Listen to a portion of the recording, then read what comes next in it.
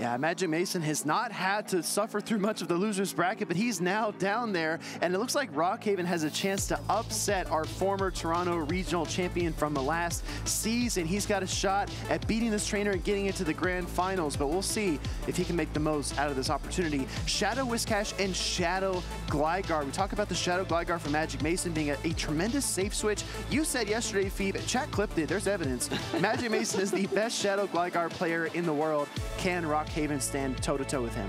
And it'll be interesting to see how that Pokemon gets paired up against Annihilape. No Annihilape on the side of Magic Mason means that if Rockhaven does win this loser's finals, it will be another Annihilape versus Annihilape grand finals. Game number 1. We are locked in for loser's finals, Gligar versus Skarmory. Again, the slide continues here as a tough lead for Magic Mason forces the instant pivot into the Dugong. Here comes Annihilape to counter it. Super effective counter damage adding up. Icy Wind gets queued up here. And a bit of a tough switch for Magic Mason. Had he opted for the Charger Bug, there would have been no great answer for Rockhaven, but the team composition means that he wants to save that Charger Bug for the Skarmory later in the game because it is his best answer. Exactly right. We see the Shadow Ball get queued up here from Rockhaven. The Protect Shield from Magic Mason trying to slow down the momentum of this Annihilape with another Icy Wind.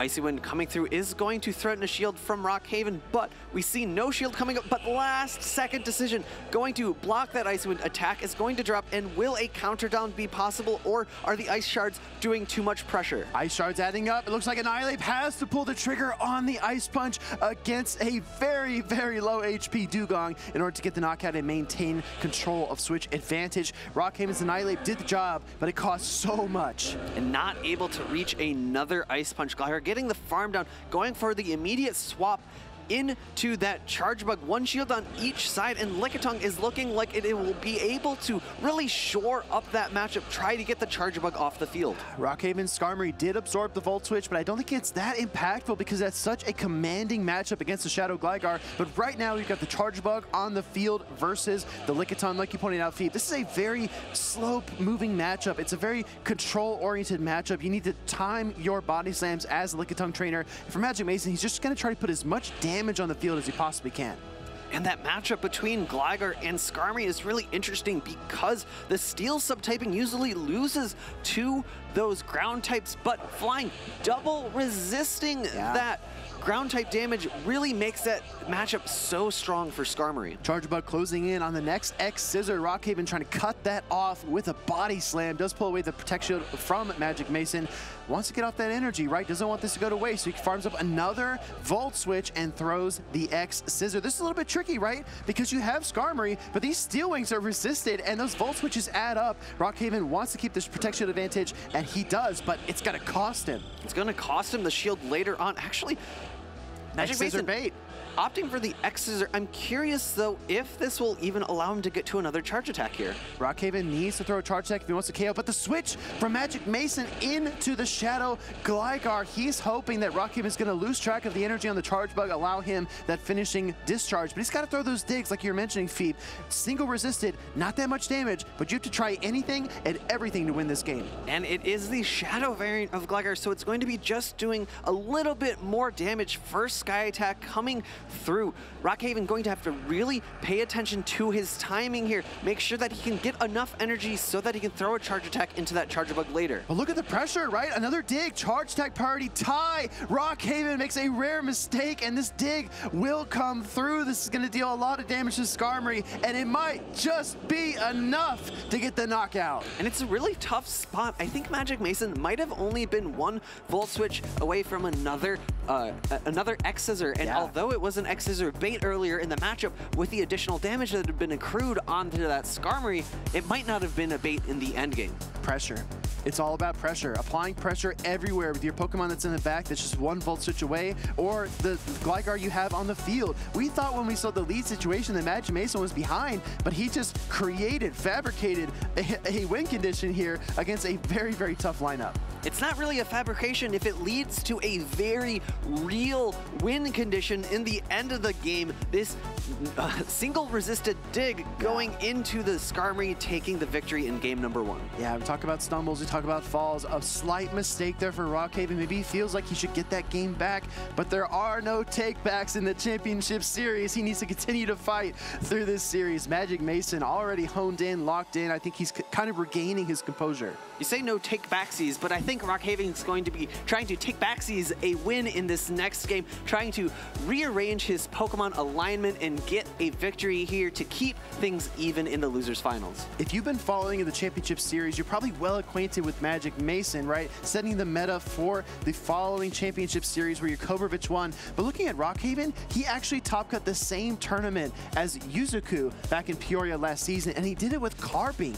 So a completely different team composition here and less rocks.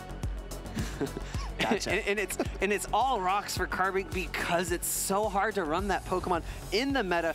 Because of this Pokemon on the right, Skarmory stealing double super effective damage, and the Pokemon on the left as well, Whiscash really pushing Carbink out of the meta. We talk about the Skarmory Whiscash core. We see one or the other on either side, but we don't see the complements in the back. These trainers are really masking their team compositions and trying to send mixed signals to their opponents and trying to encourage a mistake.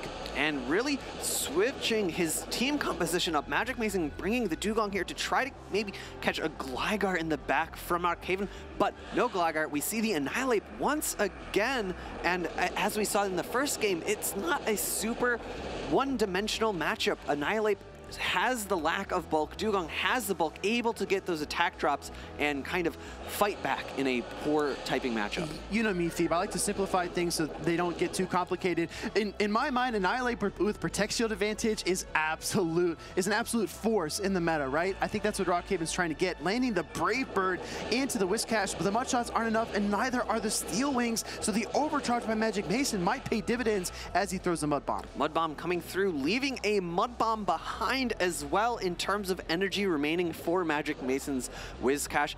In comes the Lickitung, able to soak up that energy, but actually a pivot out into the Dugong and a counter pivot into the Annihilape for Rockhaven. This is a little bit tricky, right? You offer up your Dugong here if you are Mason, and just like in game number 1, it aligns against the Annihilape, but you saw what can happen when you invest Protect Shields. You can push this Pokemon to its limits, and you know I've got a Steel type in the back, right? Magic Mason with the Skarmory, and if you're expecting Lickitung, which you have seen frequently throughout the tournament, you can have a shot at winning the series. But Lickitung up shields against Skarmory is going to do well, and a second shield is pulled by the Shadow Ball. Annihilape going to struggle, however, with a counter down here. Another Icy Wind coming through from the Dugong, lowering this Annihilape's attack stat to a second stage down, and it's going to mean that these counters aren't doing all that much damage. Yeah, if Annihilape was trying to heat up, this Dugong just put it in a sub-zero freeze, but the Annihilape still gets the counter down. In comes the Skarmory, immediate Ice Punch into the Steel Flying type, but a Steel Wing does come through as well. You might be wondering, why an Ice Punch here? I think Shadow Ball's probably the better answer. The answer is switching out into Lickitung, raising up the effectiveness of that Ice Punch for a later point in the match. One shield left on Rockhaven's side and a Body Slam coming through. Ghost type licks adding up neutral damage with Body Slam resisted, but again, we've seen this time and time again in Knoxville. Lickitung can just kind of whittle its way through the Skarmory, wear it down over time. Just like erosion or weather, this Skarmory cannot hang in the air forever. And a tough decision to be made, and a right shield decision. Brave Bird being shielded, lowering the defense of that Skarmory, an immediate switch out into the Scald, hoping for a attack drop on that Lickitung. Magic Mason hits the eject button, sends in his Whiscash. Scald lands. No attack fall either. Can't get to the Mud Bomb. And now it's Skarmory against Lickitung and the Annihilape in the back.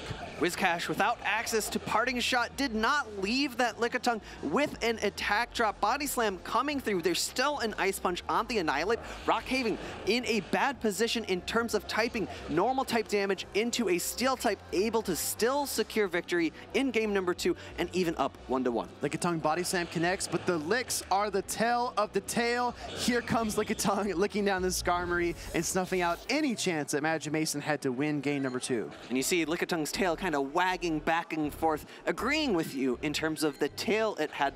Jeez, that's a bit of a tongue twister. I can see where you're going with it. The tail it had to tell there. Oh, nice. Yeah, I can see where you're going. Heading into game number 2, again, everyone, this is a best of 5, right? So typically we'd have a best of 3 set. One more win would seal it. These trainers are going to go the distance. Let's figure out what we think they're going to run in game number 3 based on the result of game number 2. Again, we saw the Annihilate pair into that Dugong, but really great awareness from Rockhaven. You've talked before about making sure you have as many avenues for win conditions available as possible, and that's exactly what Rockhaven does there by throwing Ice Punch. Oh yeah, right. Building in the padding, the insurance policies, as I like to call them, multiple ways to execute. You don't want to limit yourself if you can find other avenues. Body Slam connecting here. Magic Mason says, oh wait, you tell me there's a chance? Rockhaven says, nope, no shot. Yeah, the Lickitung able to secure the deal there. Annihilate, again, still in the back with that Ice Punch. You're talking about insurance policies. You're going to have to see just how much these two trainers have to pay on their deductibles to keep themselves safe and healthy here in these matchups. One of our trainers already locked in and ready for game number 3. Other one taking just a few more moments to think things over. Actually, I spoke too soon. We're locked in, ready to go. Very soon, going into game number 3 here, and it's going to be an unfortunate lead, Gligar into Annihilate. Tough lead for Rockhaven. He does have the Annihilate with Ice Punch, but it takes so long to get there. He actually pivots into his Shadow Whiscash against a Shadow Gligar. Gonna see an Aerial Ace bait. Mason has done this before. Rockhaven sniffs it out. He says there's no way this is the dig. No Protect Shield used. And in the back for Magic Mason are 2 Pokemon that do not like to see Whiscash up on energy. We actually see an overfarm from Rockhaven going for the Scald here, pulling Magic Mason's first shield. Remember, this is Shadow Whiscash into Shadow Gligar, which changed the dimensions of this battle. Attack drop as well further manipulates the dimensions of the matchup. Here comes another Aerial Ace from Magic Mason's Shadow Gligar. Does Rockhaven use Protect Shield? Yes, he does in the final moment, but we might get to another Scald in return. The pivot out into the Whiscash here. Yeah, Whiscash taking this Scald from super effective to just neutral. It's going to do a decent amount of damage. The question now becomes, can Rockhaven land a second one? And it looks like it might be a simultaneous pacing to a Scald and Mud Bomb, but great understanding from Rockhaven. I believe we've seen an attack tie between these two trainers before, and Rockhaven has typically lost the charge attack tie. Mason sniffs that as well. Does not think it's the Scald, so he doesn't use a Protect Shield. Overcharges just a little bit. Fires off the Mud Bomb against the Shadow Whiscash. Now this kind of resets the table, right? Gives you a few seconds to think things over. But I think so far it's been pretty tough for Rockhaven. He's going to bring the Annihilate, try to get some energy advantage, but the Scald is going to come through as well. Scald doing a good amount of damage here to the Annihilate, but not threatening a shield, and the Annihilate's going to be able to build up some energy here. It's going to be able to build up towards an Ice Punch. 2 more counters coming through. I believe that's a total of 4, which means he's 2 away from another Ice Punch, which would really threaten the Shadow Gligar. Yeah, 2 earlier, 2 now. 2 plus 2, that's 4. Quick maths with Alpha Phoebe and Speedy. Here comes Shadow Gligar, and the switch, the pivot, and the catch. Ice Punch into Charge Bug. Could almost say that it's Speedy math with Big Phoebe. Hey, there it is. Ice Punch connects. Charge Bug kind of wiggles and shrugs it off, but the Gligar is trying to sap away the dreams here from Magic Mason. This is a tough position to be in. It's tough. However, the Gligar in the back for Magic Mason looks pretty strong. It has a lot of health left, and that Annihilate is really low on energy, and it's already in the yellow. If Magic Mason's able to put himself into a position where he comes out of the Gligar mirror matchup with 2 Aerial Aces or a lot of health remaining. Oh, gets the X Scissor here. That could be critical. That's going to be a good amount of damage into the Gligar. However, it's not going to put it within a very easy wing attack down, but actually throwing immediately the Aerial Ace. Puts it kind of within Aerial Ace range, right? And that's what Magic Mason really wanted. I think if that X Scissor doesn't connect, this Shadow Gligar hangs on through an Aerial Ace, but now it's Annihilate versus Shadow Gligar, just how we started the match, and Magic Mason is trying to lock it down here in game number 3. And it really all came down to that incredibly impactful catch, making sure that the double super effective Ice Punch went into the Charge-a-Bug as opposed to the Gligar, really shored up Magic Mason's shield usage, made those opportunities very clear for him. I don't need to shield this charge attack. I just need it for the Gligar in the back. Shadow Gligar, such a commanding lead against the fighting and ghost type Annihilate, because even if, for example, even if the X-Scissor wasn't fired off there, if the Shadow Gligar from Rockhaven got the KO into Charge Bug, still, Magic Mason could freely no-shield the Aerial Ace and still have enough HP to wing attack through the Annihilate. But this is the play you called out in the most important moment. Yeah, the catch into the Charge Bug, the dig not quite able to pick up the knockout, 1 HP and an X-Scissor going into that Gligar, putting it well within the range. Great knowledge from Magic Mason on the energy from Rockhaven through immediately before a charge attack tie could occur. Yeah. That was great, Phoebe. You should trademark that. That was a great quote. We see Annihilate come in, but it just doesn't have enough to get through that Protect Shield and the Shadow Gligar on the opposite end. One of our trainers is already locked in here. This could be a decisive game, right? Best of 5. So the first trainer to 3 wins will get another shot to face off against Doonbug.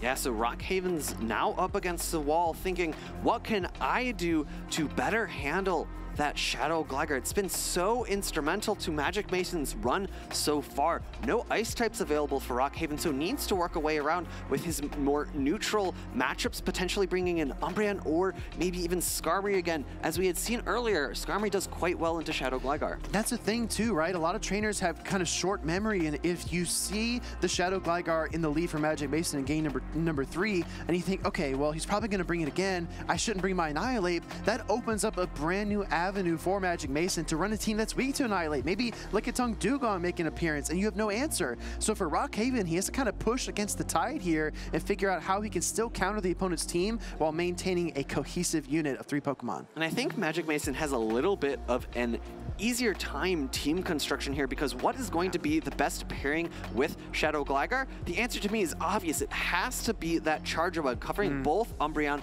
and Skarmory. However, it does leave him a bit weak to that Whiscash, so making sure he doesn't build a team that's too weak to Whiscash. This is a great lead though for Rockhaven in game number 4. It's going to be that Annihilate into Dugong. Rockhaven doubles down on the Annihilate. Out comes the Whiscash safe switch. We're gonna see probably a Scald, and then I would assume, Phoebe, a switch into Plan A, the Umbreon.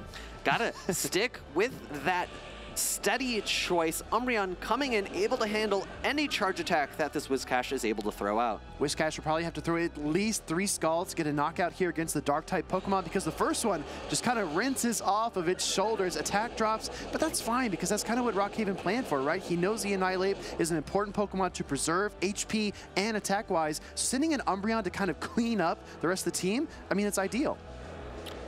You could almost say that Umbreon's a bit of a maid here, as you said, cleaning up the rest of the Pokemon, doing a great job of handling all of this energy. We talk about the bulky Pokemon. They're such sponges. They take these hits, hit after hit, still standing, bruised and battered. You just didn't want to say janitor, but janitors are cool too, right? We see a Scald here from the Whiscash. Scald number 3 into the Umbreon. 2 attack falls already. In comes the Dugong, and now this Umbreon is so slow. It's so bogged down by the by the Scald debuffs that the foul play just kind of bounces off the Dugong, but Annihilate comes right back out. Annihilate still quite healthy. 2 shields on both sides of the field of play. Icy Wind coming in to lower the damage of these counters. However, Rockhaven, no shielding, going to put his Annihilate in a tricky position. He needs to make sure the Annihilate is able to remove the Dugong from the field of play. Otherwise, his Gligar's in a really tough spot. Goes for the Shadow Ball on the Charge Attack priority tie. Great awareness and counting from Rockhaven, trying to steady himself in a really tough matchup against the former Toronto Regional Champion. Does connect with the Shadow Ball. Gonna look for the Charger Bug here, and you know, a few Volt Switches might be impactful, but the Annihilate isn't done yet. Gets to another Shadow Ball here.